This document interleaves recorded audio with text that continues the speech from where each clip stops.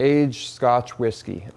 Scotch, by definition, comes from Scotland. So if it says Scotch on the bottle, it is from Scotland, and it is a whiskey.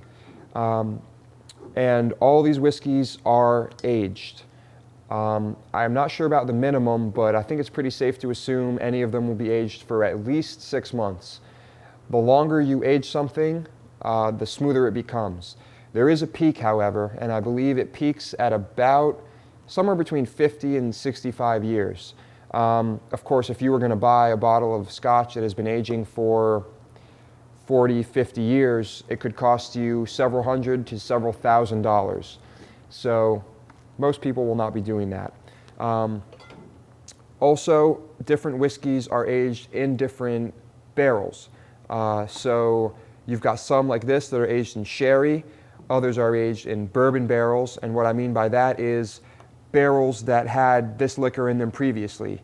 One that bourbon was matured in previously, one that sherry was matured in previously, and sometimes they switch them and they're matured in several different barrels. They just go from one to the other. And that's pretty much all there is to know about aged Scotch whiskey.